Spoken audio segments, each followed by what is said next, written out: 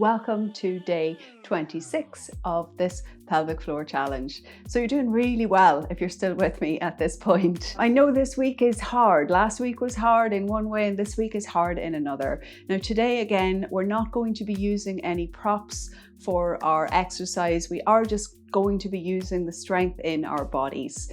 But it is challenging. So you do need to have good strength throughout the body in order to be able to do the full expression of the poses that we're going to work on today. If you're just focusing on relaxation, then you don't have to do the exercises that we're about to do. You can just jump into the description, skip to the time code for the relaxation and do that portion of the video. If you are going to work with me today on strength, then we are going to be doing some side planks. And I don't know about you, but I find these really hard, but they're very good. And it's again, another way to feel tension through the pelvic floor in a different position. Now in the side plank, you are a little asymmetrical. So the pelvic floor, if you have found some weakness on one side of your pelvic floor, this can feel quite substantially different from left to right. But the more that you work on balancing your pelvic floor strength, then the more balanced that this will feel when you start to go through the work. So we're going to start with a more gentler version of the side plank. So there's a couple of different options for this. So for the gentler version, we'll all do the first one together, the gentle one together, and then we'll take a step up to the next level. So for the gentler one, you're going to start kneeling on your mat and you're going to bring your hand out so that it is kind of in line with the center of your body. We're going to keep the right knee down and we're going to place the left foot on the floor. Now check that the shoulder is over the elbow, is over the wrist. So we want to make sure that we have that alignment. Now in this position, I want you to take a nice strong pelvic floor contraction. So again, a 5 or a 6 on the RPE scale. Place your hand on your shoulder, point your elbow up towards the ceiling. So this makes sure that the shoulder is nicely supported. Now, if this is difficult, you can just keep the hand here. And in fact, if it's too much to place the hand on the shoulder, you can just place it there, but don't let go of your contraction. If you get the elbow pointed up and you can take your gaze up, then you can release your hand up towards the ceiling. Now, I want you to feel that you're lifting the hips up here. So as well as contracting the pelvic floor, as well as reaching up and pressing into that hand on the floor. Now keep a nice strong contraction through the pelvic floor and then turn your gaze towards the floor, take your hand down onto your hip and take yourself back to the center. So hopefully that was easy for you. We're going to do the same again on the other side. So this time you're going to take the left hand into the floor. You're going to keep the right knee planted. You're going to bring the right foot out and you're going to again lift up your hips. Nice strong pelvic floor contraction. If you're okay here, if you feel comfortable here, if you feel a little off balance, you can just gaze towards the hand that's on the floor. That can help you to maintain your balance. Otherwise, you can place your hand on your shoulder, point the elbow up towards the ceiling and release the hand up towards the ceiling. Don't lose your pelvic floor contraction. So keep holding, keep lifting the hips up, keep pressing into the hand that's on the floor. Nice and strong, nice strong pelvic floor contraction. Don't lose it. Keep contracting, keep reaching with those fingertips up towards the ceiling. Don't lose your pelvic floor contraction. And then let's just take ourselves down and out of it. Okay, so now you've gotten to feel how that is on both sides. Just pay attention. Did you notice that there was a difference? Did you find yourself maybe a little off balance? Just keep the gaze down to the floor if you feel that you're coming a little out of balance. Now, we're going to try to take it up a step. One of the things when you take it up a step is that you need a little bit more strength because you're supporting more of your weight. So with the knee down, actually a lot of your weight is being supported by the knee, but when you have both legs out straight and your hips up, then a lot of the weight is coming into the arm and into the feet, and you have to use strength in your body to keep it long and straight. So if you felt that the last one was tough, particularly if you weren't able to look up towards your hand, then just do that one again instead of trying the next one. So for the next level of this, we're going to come into an all fours position. So making sure that everything is stacked, shoulder over wrist over elbow. we're going to turn out the toes and come up into a plank. So just tuck the pelvis a little, take your nice strong pelvic floor contraction, bring your right hand into the center. Now turn both feet. This is the easier version of this. So we're going to keep both feet in one line there and keep pressing the hips up and away. Bring the hand onto the shoulder and reach the hand up and gaze up towards the hand. So keep that nice strong contraction in the pelvic floor. Don't lose it. Keep lifting the body away. Now you'll feel that this is quite strong on the sides of the bodies, and it's really, really tough on the pelvic floor. So keep holding, keep breathing. Don't forget to breathe. And then look down towards the hand. Release that hand down. And we'll just drop the knees. Just sit back into little child's pose for a moment. And I'm going to turn to face the other way. You don't need to turn if you don't want to. You can just go for the position on the opposite side. So coming back up, finding your all fours, coming to your plank position, tucking the pelvis just a little, taking the left hand into the center. Nice strong pelvic floor contraction. You can just put both feet sideways here. Keep lifting the hips up. Strong contraction in the pelvic floor. Point the elbow up towards the ceiling, reach the hand and breathe. So make sure that you don't stop breathing. Keep holding that nice strong contraction in the pelvic floor. You will feel this right through your whole body. Nice and strong. Don't lose your pelvic floor contraction. And look towards the hand. Release the hand down, come down, take a little child's pose. So just rest for a little moment in your child's pose. We're going to go again for a third round. Now, if you felt okay in that round, if you felt like, oh, this is really strong, I got this, then you can go for the more difficult version for the last round.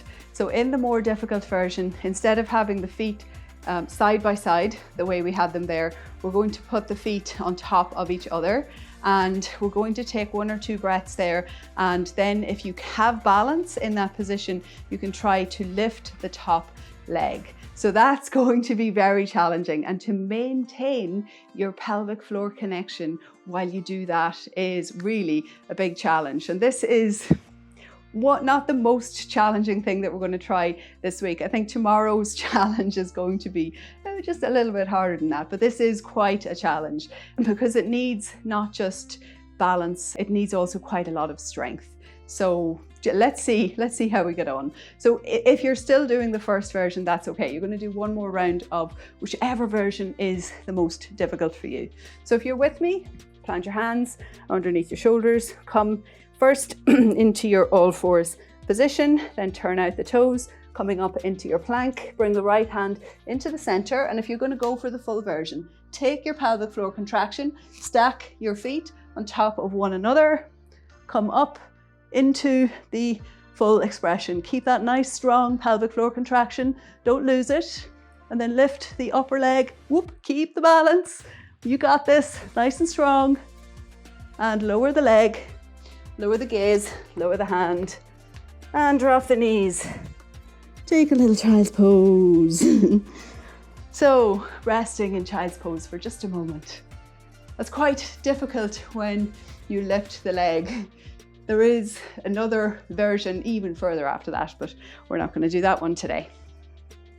So preparing to take the pose on the other side. So the most important thing is that you don't lose your pelvic floor grip while you do this. So you want to sustain that strong 5 or 6 on your RPE scale. So half as hard as you can squeeze that pelvic floor, you want to keep it lifting upwards and inwards. You will already have a strong engagement through the core, and you will feel that a lot of the lateral muscles are going to turn on in that position. So let's go again. So stack everything, find your all fours, do your version. So whichever version is right for you. I'm going to take all of this hair out of the way, turn out the toes, come up to your plank position, bring the hand over, strong pelvic floor. Come over so that you have your balance in your side plank, lift up, find a nice strong position. Really engage your pelvic floor and then lift the upper leg and find your balance. Breathe, don't forget to breathe. Stay focused and lower the leg, lower the hand, Lower the knees, lower the bum, child's pose. And just let everything go for a moment. So that is the strength portion of this little session. So as you can see, there's a big difference in how it feels through the pelvic floor when you are trying to hold a position like that. And sometimes even it can be difficult to find the pelvic floor, which is why we take it before we go into the position, but to try and keep it and hold it. And then with each added layer, each extra step, the more difficult it becomes, then the more kind of foundational that strength becomes. So just allow yourself to work from where you are and allow the strength to layer on slowly. You will get there. So today for the relaxation, we're going to use a little sock, or this is a stress ball or a hard therapy ball. I want you also to use a little towel to sit on. Now, if you know that you're not able to sit cross-legged, then it is better to use a bolster. And you can just place the bolster on the floor and just allow yourself to sit over the bolster. And in this case, there's actually usually sufficient pressure on the perineum that you don't need to use a sock or a ball or any of those things. But you can, of course, if you want, you can add those. But for me, I'm going to sit on the towel. So I'm going to use the therapy ball. So find your comfortable cross-legged position and then take your ball. You're going to place it underneath the perineum. And it might take you a little minute to adjust it to get it to just the right spot. And then you have to start with the relaxation. So as you relax, just allow the weight of your body to surrender. So I want you to imagine that the ball is a big strawberry, that your perineum is chocolate, and just allow the chocolate to slowly melt over the ball. Allow the sitting bones to relax. I want you to feel the expansion, so as though the sitting bones are moving away from each other, as though the tailbone and the pubic bone at the front are moving away from each other. So imagine the reverse of your Kegels. Imagine that everything is letting go, and allow the sensation of the ball beneath you to help you with the letting go. So notice if you're gripping in your legs. I want you to slowly allow the legs to relax.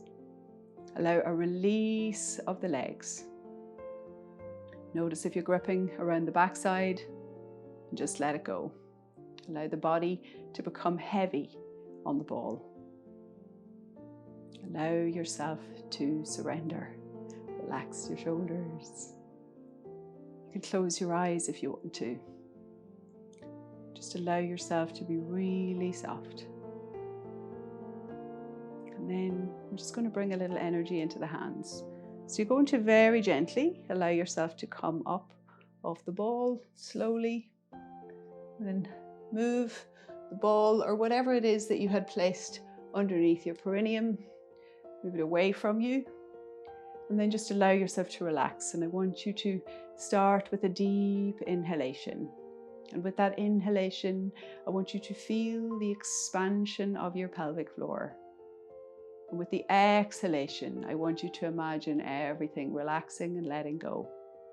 So inhale and feel the expansion. Exhale and allow everything to let go. Inhale deeply for expansion. Exhale slowly for a let go.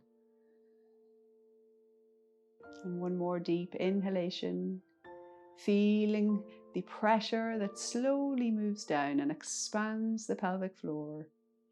And then exhale, just allowing everything to relax and release. And that is it for today's relaxation. And I hope that you enjoyed these exercises today. The side planks are tough, They're hard on the body, but they really build strength and they teach a little bit of coordination through the whole body. Now, you're not going to be doing a side plank every day. It's not something that you have to do in the normal course of business unless you're specifically doing some sort of a class that has it, so yoga or Pilates or some of these things. But by training your pelvic floor to be able to grab some strength in that position, you are preparing your body so that it can manage tension and pressure in lots of different directions. And that is the magic, that is the secret and the key to building all around pelvic floor strength. So I hope you are enjoying this. I hope to see you tomorrow and have a wonderful day.